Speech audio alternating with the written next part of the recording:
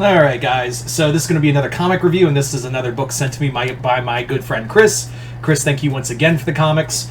And yeah, this is Scarlet Witch, The Last Door. This is done by Steve Orlando with art by, I believe it's Sarah Pichelli?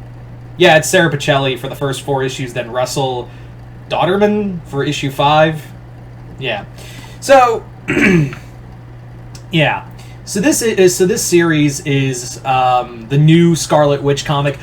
Side note, I've always wanted to read the James Robinson Scarlet Witch comic. They have it in one big collection, but I could never find it.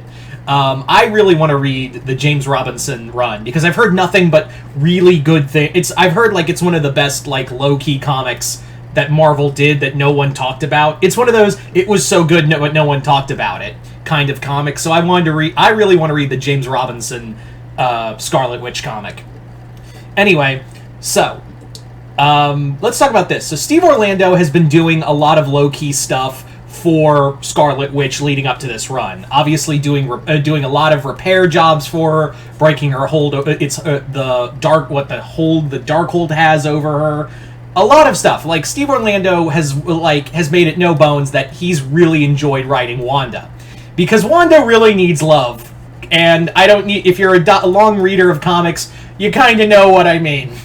And I'm not talking just like House of M or anything recent. I'm talking ever.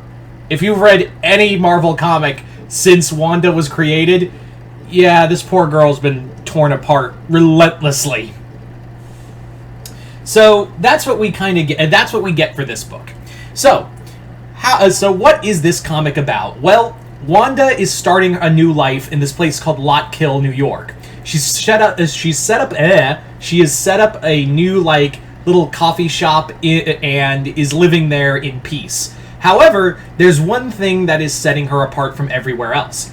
In that shop is a door called the Last Door, and it's basically where someone goes if they can't find help anywhere else. And it's more or less about Wanda going on adventures with people who need help. It kind of reminds me of a TV show. It's actually a very TV show-esque kind of storytelling. And Wanda isn't alone in this. She has an assistant. She has Darcy. Yeah, as in the character Darcy from the MCU. So this is the characters from the MCU transitioning to the comics in this series. And I gotta say, I like this version of Darcy. She is kind of snarky. She's kind of fun. But she's not like overbearingly annoying as she was in some of the Thor movies. I will say that they do something different with Darcy and have her a connection to Wanda. I'm not gonna say what, because that might spoil it, but yeah.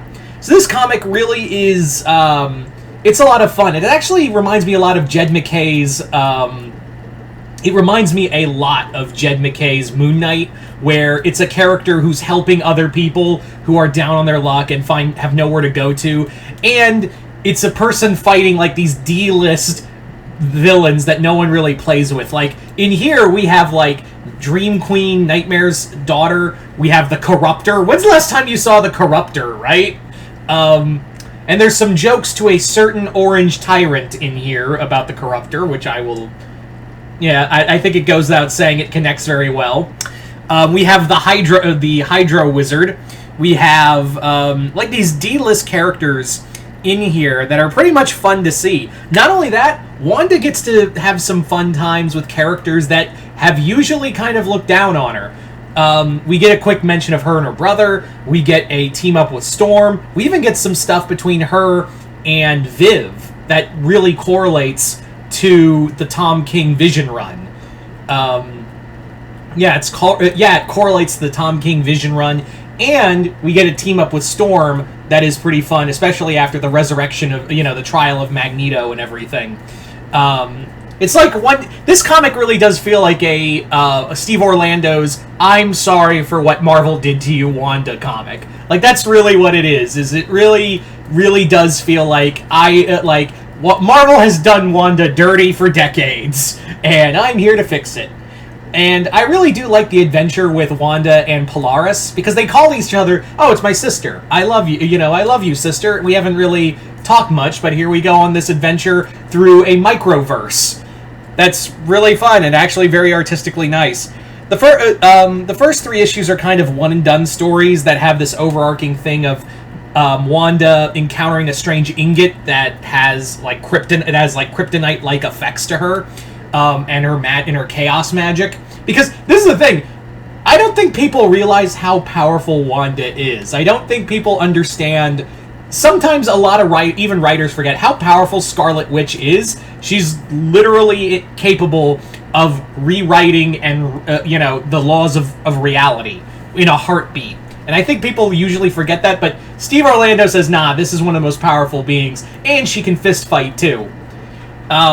When we find out what brought Darcy to Wanda, it's a really interesting story, and ties into Hippolyta. Yes, there is a Hippolyta in the Marvel Universe. There's no Diana, but they basically make her like a more aggressive Wonder Woman type character. This is the closest you're ever going to see to Wonder Woman fighting Scarlet Witch, so just fucking take it. Yeah. A lot of people that was another thing where I was like, oh, it's Hippolyta, but she does go by a different name. I don't want to spoil it because, again, it ties into what happens with Darcy. But yeah, all in all, go get this book.